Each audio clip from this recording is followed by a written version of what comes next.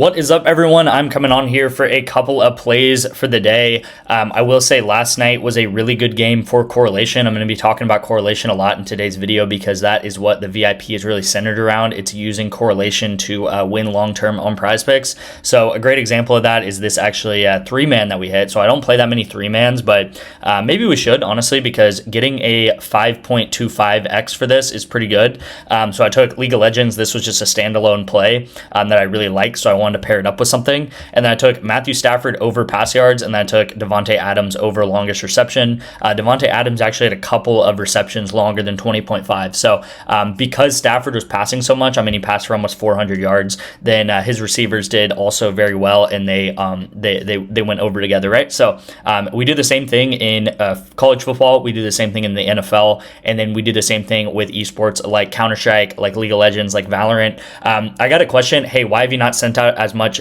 League of Legends recently? It's just because League of Legends is actually gearing up for a Worlds tournament. So it's called Worlds, and it's the biggest tournament in League of Legends. So there's going to be a lot of League of Legends coming in the next, I think week is when it starts. But right now, a lot of the teams are practicing, and they're kind of they're not playing their kind of normal in-season stuff because they're gearing up for that. So League of Legends is massive, right?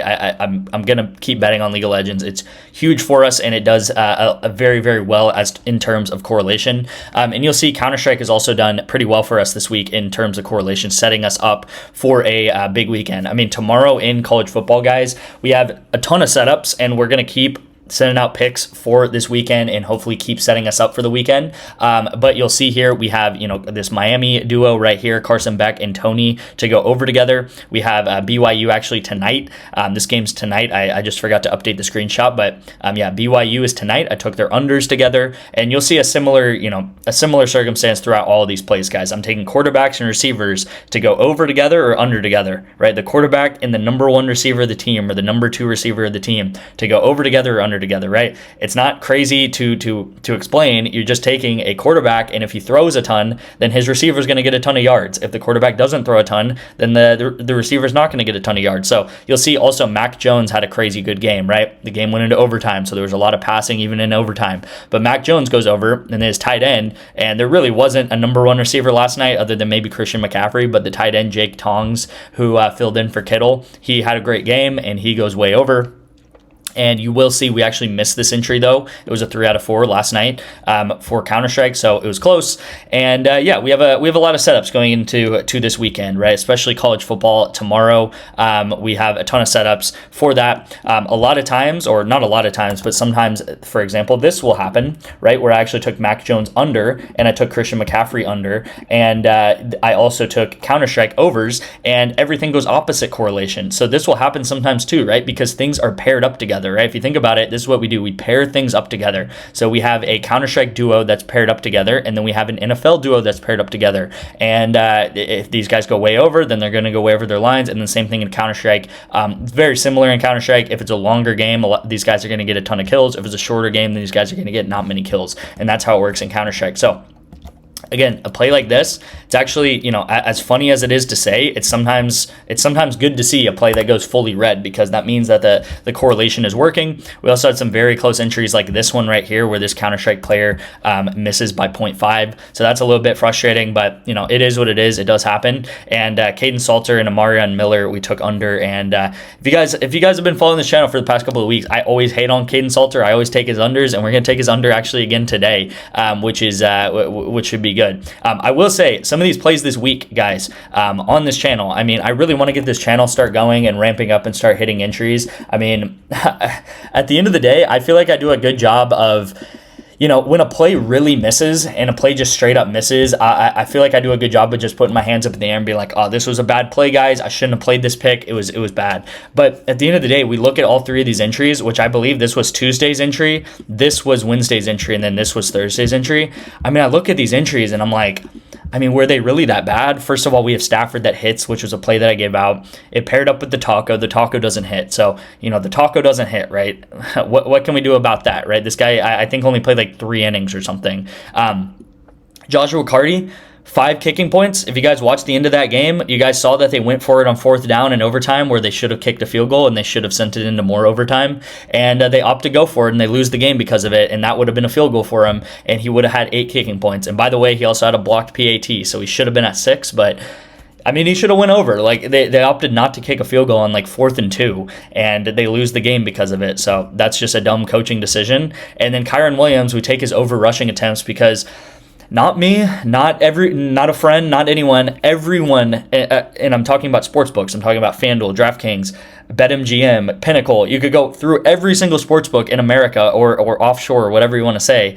Everyone had the Rams favored very heavily in this game. They were like minus 300 to win this game. And I bet this on the terms that the Rams were probably going to win. And again, this is not me speaking, even though I thought the Rams was going to win along with the rest of America. But with the sports books, all the sports books said that the Rams were heavily favored. And you saw, even when the Rams lost the game, Kyron Williams still gets 14 rush attempts, okay? And I talk about this all the time. When a team is winning, that is when they run that much, right? When a team is winning the game, they're going to run a ton, and they're going to run and try to run the clock out. So if we saw the Rams up by like 10 points, then Kyron Williams probably would have got close to 20 rush attempts in this game because they would have ran the football out over and over and over again, and then they would have ran the clock out. So that is why we bet this entry. And at the end of the day, when a team is losing like the Rams were pretty much the whole game, they're not going to run very much, right? That's part of it right there. That's part of it. And like, yes, we've gotten like unlucky really because we bet last week, we bet Florida State. That was a massive. We bet Florida State and Virginia, and we needed Florida State to not pass very much, and that was probably the upset of the week in college football. We did the same thing with Giants Chargers. That was the upset of the week in the NFL, where the Giants upset the Chargers. And then this honestly might be the upset of the week in the NFL is 49ers Rams. I think no one thought that the 49ers were going to win. Credit to them, of course. I always credit these teams for winning and pulling these things out, but I don't know, right? Like, I think everyone thought the Rams were going to win, so it's kind of crazy. But again, it is what it is. Missing Cardi should have kicked a field goal, and then Matt Stafford does hit, but the taco ends up not hitting, right? So, it's just been stuff like that, crazy stuff like that. I will say this is at like 77 or something, or like 78. And again, it's going to go down before it goes up because again, I just mentioned all of these different plays that have not happened yet. So hopefully we can cash like 4 to 5 of these. That would be really good. And then we'll go into the NFL and cash another 4 or 5 of those, and we can go up like 40 units this weekend, right? That is obviously what I am hoping for. So first and foremost, let's get into the PrizePicks play, and then I'll get into a couple Rebet plays. I will say on Thursday night when I gave out those picks on Rebet, all of those picks ended up DMPing. I think Rebet just saw that it was an error. I talked about error picks on League of Legends. We're still going to be betting a ton on Rebet, especially on esports, because I've been looking for a book to get down money on esports money lines and spreads and stuff like that.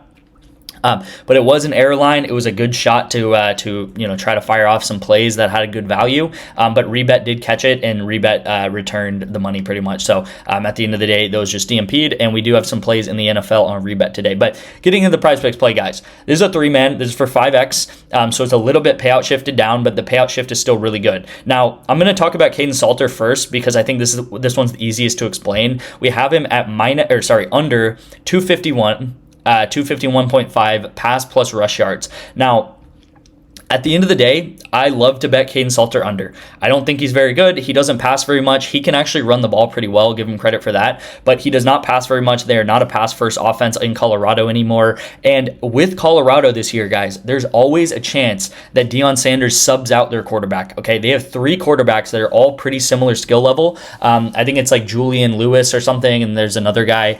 They have 3 quarterbacks, all similar skill level. And I'm telling you guys, versus TCU, you could definitely see Colorado down by like 30 points very quick, or like 24 points, and Deion just gets fed up and he takes Caden Salter out of the game, and it's pretty much a free pick for us because if you take a quarterback out of the game, there's no way that he's going to hit this line, okay, guys? So that's one part of it, but the most important part is that look at this line discrepancy right here, okay? You have his line on PrizePicks. Again, going back to what I was talking about FanDuel, DraftKings, BetMGM, all that stuff. Sometimes this stuff doesn't come from me. Sometimes you have to use these sports books against themselves. You have to understand these sports books are very smart. They know how to win money versus people. They win money versus people all the time. That is why they are billion-dollar books. That's why this industry is a billion-dollar industry, because they are very smart, and people think they're smarter than the sports books, which they are not. Sometimes you have to use the sports books against themselves, okay? So basic math here, you have his pass yards plus his rush yards, and this turns out to be 230. Okay, so why is his line right now 251? It makes no sense. A lot of times you'll win entries just from discrepancies like this, right? PrizePicks will sometimes send out discounts that are 20 yards or 30 yards or something like that, like they do with Bo Nix. So this is like a discounted play in PrizePicks' terms, not in my terms, but in PrizePicks' terms. This is like almost a discounted play because his line should be like 230. Now, if you look at DraftKings, if you look at Underdog Fantasy, if you look at Chalkboard, Sleeper, a lot of these apps I talk about, these lines right here are the same. So all of these apps are saying that his line should be 282 pass yards and then 47 rush yards. And again, it doesn't make sense if you do the math. So that's going to be the easy one there. That's my favorite pick right now. I think this probably bumps to like 230 by game time. And I really do like his under pass yards if you guys wanted to take that. And I like his under pass completions, which is at 18.5 right now.